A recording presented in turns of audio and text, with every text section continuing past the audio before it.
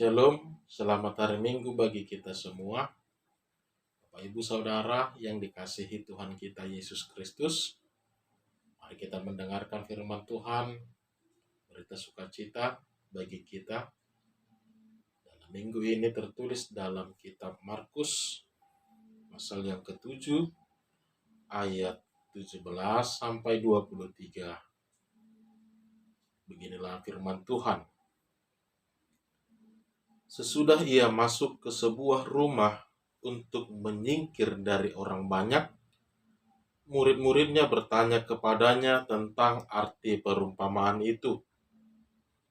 Maka jawabnya, "Apakah kamu juga tidak dapat memahaminya? Tidak tahukah kamu bahwa segala sesuatu dari luar yang masuk ke dalam seseorang tidak dapat menajiskannya? Karena bukan masuk ke dalam hati, tapi ke dalam perutnya, lalu dibuang di jamban. Dengan demikian, ia menyatakan semua makanan halal." Katanya lagi, "Apa yang keluar dari seseorang, itulah yang menajiskannya. Sebab dari dalam, dari hati orang, timbul segala pikiran jahat, percabulan, pencurian, pembunuhan, perzinahan, keserakahan, kejahatan, kelicikan, hawa nafsu, iri hati, hujat, kesombongan, kebebalan. Semua hal-hal jahat ini timbul dari dalam dan menajiskan orang." Demikian firman Tuhan. Tuhan mengetahui isi hatimu. Tuhan mengetahui isi hatimu. Inilah yang menjadi topik di dalam minggu ini. Bapak Ibu Saudara yang dikasihi Tuhan kita Yesus Kristus, sepasang suami istri sedang berdebat serius di dalam rumah mereka. Mereka memperdebatkan tentang nasi tumpeng yang diberikan tetangga kepada mereka. Sang suami berkata, "Jangan dimakan. Kita tidak tahu bagaimana kejelasan nasi itu. Bukankah itu biasa mereka pakai untuk hal-hal tradisi-tradisi mereka?" Kemudian sang istri berkata, "Kenapa begitu? Kenapa kamu jadi pikirnya yang aneh-aneh? Mereka memberi kita dengan ikhlas loh. Karena mereka menganggap kita ini sebagai saudaranya." Suami ngotot mengatakan tidak boleh. Tapi istri juga mengotot mengatakan tidak apa-apa. Mereka telah memberi dengan sukacita. Nah, di lain tempat juga terjadi sebuah perdebatan yang begitu sengit di antara sekelompok orang yang mempermasalahkan tentang memakan B2 yang dikatakan haram dan halal. Sebahagian orang mengatakan ini tidak boleh. Ini sangat dilanggar di dalam ajaran-ajaran kita.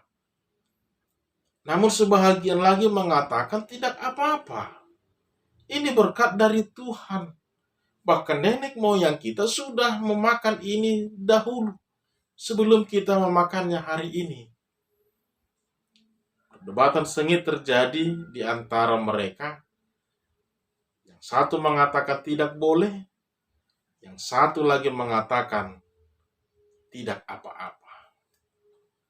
Nah, saudara-saudara, itulah susahnya ketika sesuatu sudah tidak pas di dalam hati kita.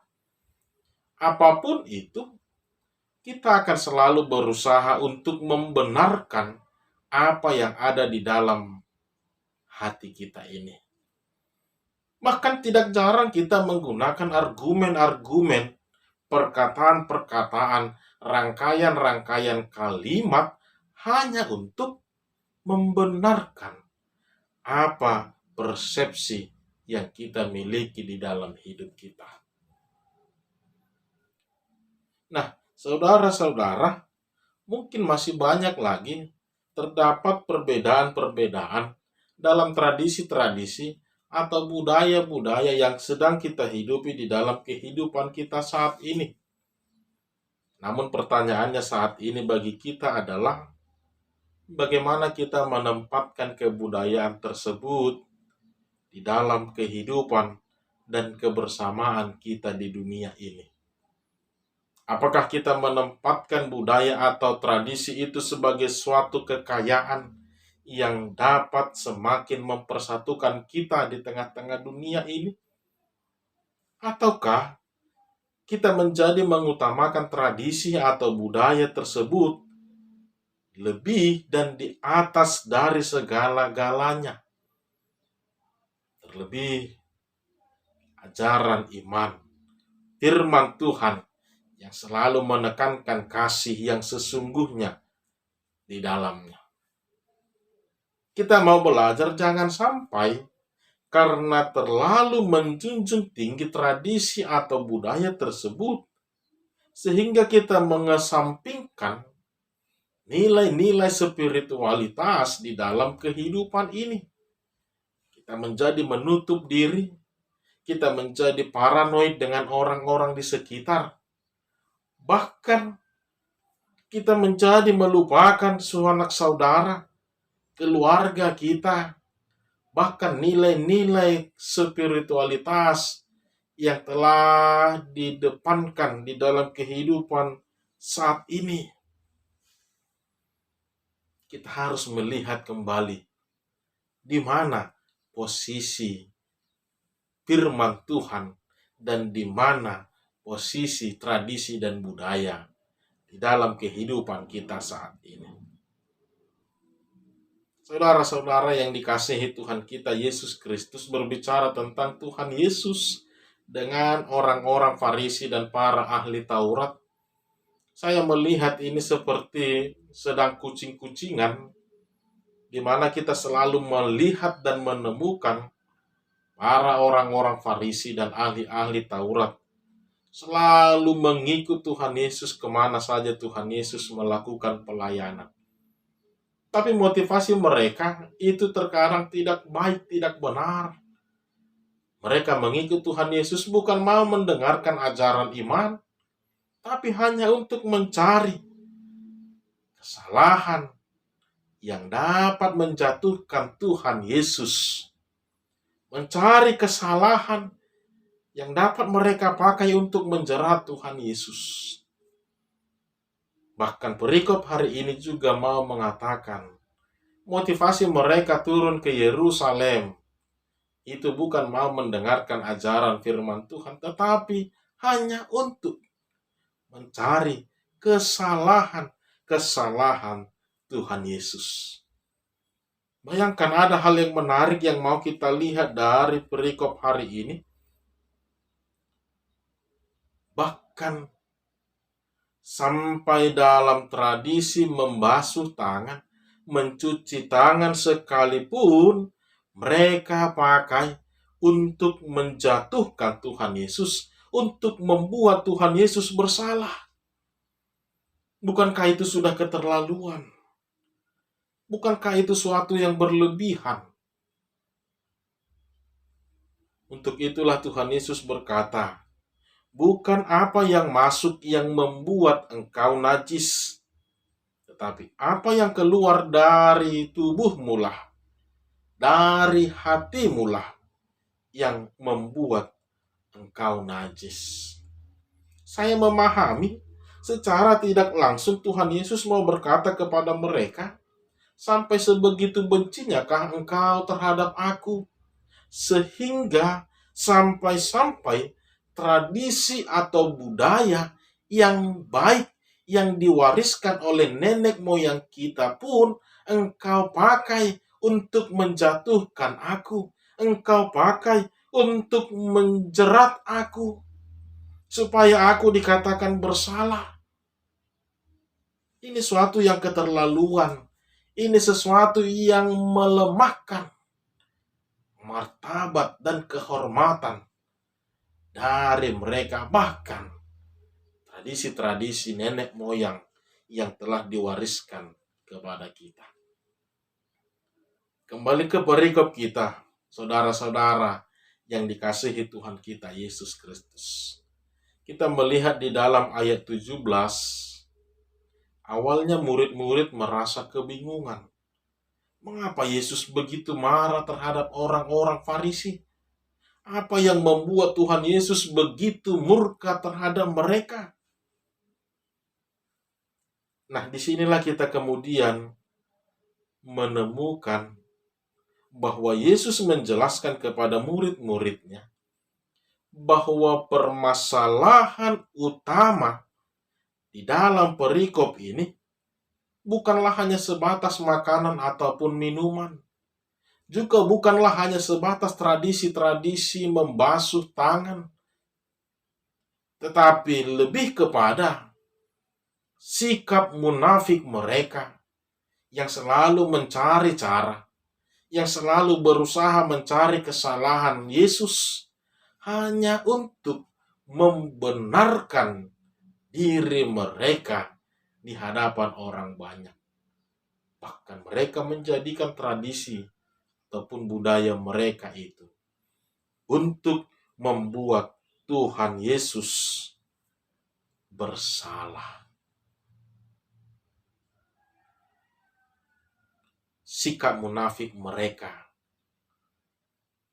ketidakjujuran mereka, ketidakbaikan yang ada di dalam hati mereka, ini sangat-sangat fatal dan tidak bisa ditoleran oleh Tuhan Yesus, karena ini mempengaruhi ajaran-ajaran yang mereka ajarkan dalam peribadahan-peribadahan mereka. Dan Yesus mau menegur mereka akan hal itu. Bukan adat istiadat, bukan tradisi yang paling utama di dalam kehidupan ini, tetapi firman Tuhanlah, tetapi kebaikanlah, makna kasihlah yang paling bernilai di tengah-tengah kehidupan saat ini. Jangan mencampur adukkan semuanya. Jangan terlalu menjunjung tinggi adat istiadat. Jangan terlalu mencari pembenaran akan keakuan kita di dalam hidup ini. Sehingga firman Tuhan tidak lagi diperdengarkan. Sehingga firman Tuhan tidak lagi dinyatakan dengan benar. Hanya untuk mencari pengakuan, kebenaran dari orang-orang diri sekitar. Saudara-saudara, untuk itulah sebabnya Yesus kemudian menjelaskan. Yesus berkata kepada murid-murid, segala sesuatu dari luar yang masuk ke dalam seseorang tidak dapat menajiskannya, karena bukan masuk ke dalam hati, tetapi ke dalam perutnya, lalu akan dibuang. Tetapi apa yang keluar dari seseorang, itulah yang akan menajiskannya. Sebab dari hati seseorang timbul kejahatan dan ketidakbaikan di dalam dirinya. Inilah fakta yang dilihat Tuhan Yesus terhadap orang-orang Farisi. Sikap munafik, sikap hanya untuk mencari pembenaran diri, sikap hanya untuk mencari pengakuan dari orang-orang di sekitar. Apapun mereka akan lakukan, apapun akan mereka perbuat untuk mencari pembenaran diri dari orang-orang di sekitar. Itulah sebabnya Yesus juga berkata di ayat 6, ayat 7, bangsa ini memuliakan aku dengan bibirnya, padahal hatinya jauh daripadaku. Percuma saja mereka beribadah kepadaku, sedangkan ajaran yang mereka ajarkan ialah perintah manusia. kemunafikan hati mereka, tidak lagi hidup di dalam kemurnian, tidak lagi hidup di dalam ketulusan untuk mengedepankan kasih Kristus di dalam setiap pengajaran mereka. Bapak, Ibu, Saudara yang dikasihi Tuhan kita Yesus Kristus, Tuhan tahu setiap kejahatan apa yang ada di dalam hati setiap orang. Walaupun kita menutupi dengan sikap atau perbuatan-perbuatan atau bahkan perkataan-perkataan yang baik sekalipun, itu juga akan diketahui oleh Tuhan. Walaupun kita mencoba melakukan pembelaan dengan merangkai kata-kata yang begitu indah untuk meyakinkan orang banyak, tetapi itu tidak ada gunanya di hadapan Allah. Tuhan mengetahui isi hati setiap orang. Seseorang bisa terlihat benar dari luar, terlihat indah dari luar, tetapi hatinya belum tentu mengasihi Allah. Kita mau melihat topik minggu kita hari ini adalah Tuhan mengetahui isi hatimu. Ingat, Tuhan mengetahui isi hatimu. Dan melalui perikop ini kita mau diajar akan beberapa hal ke depan untuk memprioritaskan di dalam kehidupan ini. Yang pertama, kita perlu pahami kembali bahwa firman Tuhan adalah di atas segala-galanya. Firman Tuhan adalah di atas dari segala-galanya. Ini sekaligus ajakan bagi kita untuk membenahi kembali, mengevaluasi kembali. Mari kita bangun kembali sebuah tradisi, kita bangun kembali sebuah kebudayaan yang dilandasi dengan firman Tuhan yang selalu menekankan makna kasih yang sesungguhnya, yang ininya nanti bisa kita pakai, bisa semakin memperkaya kita untuk menciptakan kehidupan yang lebih baik, kehidupan yang lebih berkenan di hadapan Allah. Firman Tuhan yang menjadi dasar. Firman Tuhan yang menjadi dasar di dalam hati kita sebelum membangun sebuah tradisi, sebuah kebudayaan, motivasi di dalam kehidupan ini. Yang kedua, kita juga mau belajar bahwa Tuhan itu mengetahui isi hatimu. Tuhan mengetahui isi hatimu. Semuanya nyata di hadapan Allah, tidak ada yang bisa kita sembunyikan. Semuanya nyata di hadapan Allah, tidak ada yang bisa kita sembunyikan di hadapan Allah. Maka seperti itulah kiranya hati setiap orang. Maka seperti itulah kiranya prinsip yang dipegang oleh setiap orang. Tanpa kemunafikan, tanpa kepura-puraan, hanya kejujuran dan ketulusan sematalah yang menjadi orientasi dalam hidup seseorang. Inilah yang mau menunjukkan kemurnian hati seseorang tersebut.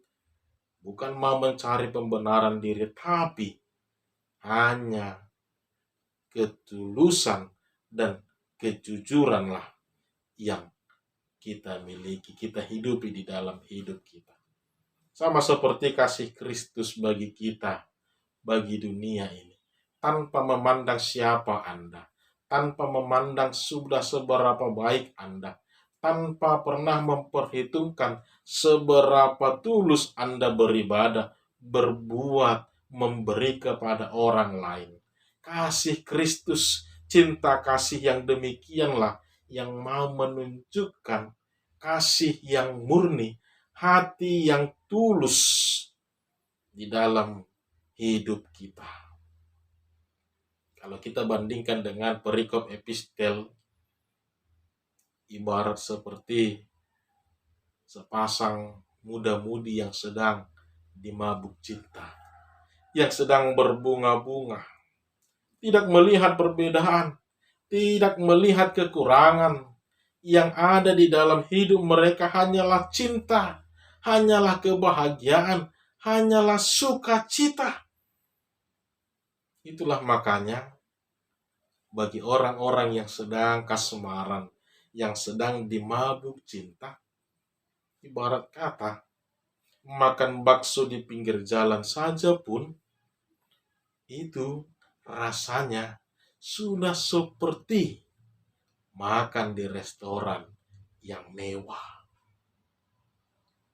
Jalan berdua bersama di taman, itu sudah serasa di surga. Merasa bahwa dunia ini hanyalah milik mereka berdua saja. Yang lainnya seperti mengontrak. Tidak peduli apa kekurangan dan kelemahan. Tidak peduli apa perbedaan. Satu hal yang mereka hidupi adalah mereka sedang bersama-sama, bersyukur, bersukacita, saling menikmati setiap anugerah dan berkat-berkat Tuhan di dalam kehidupan mereka. Saudara-saudara, di dalam Tuhan kita Yesus Kristus, Tuhan mengetahui hati setiap orang. Tidak ada gunanya kita sembunyikan. Tidak ada gunanya kita mencari pembenaran. Tidak ada gunanya kita merangkai dengan begitu indah kata-kata, seolah-olah bisa meyakinkan setiap orang, terlebih meyakinkan Allah. Kalau semua tidak ada gunanya, maka alangkah lebih baik kalau kita berkata jujur saja. Kalau kita memiliki hati yang tulus saja, sudahlah, lakukanlah semuanya dengan tulus hati. Sudahlah, lakukanlah semuanya dengan kejujuran, dengan kebaikan. Hati yang murni, yang memancarkan kebaikan. Hati yang murni, memancarkan kasih yang benar. Tapi hati yang tidak baik, hati yang najis, hati yang kotor, ini akan memancarkan, melahirkan perbuatan-perbuatan yang tidak baik. Maka Bapak Ibu Saudara, firman Tuhan hari ini mau mengingatkan kita. Hiduplah dalam kejujuran, dalam ketulusan. Bukan kepura-puraan, bukan kemunafikan, bukan pengkhianatan, tapi hanya di dalam kasih Allah kita hidup dengan lebih baik, berdampingan bersama, hidup dengan penuh sukacita bersama, menikmati berkat-berkat Tuhan di dalam kehidupan ini. Ingat, Tuhan mengetahui isi hatimu. Amin.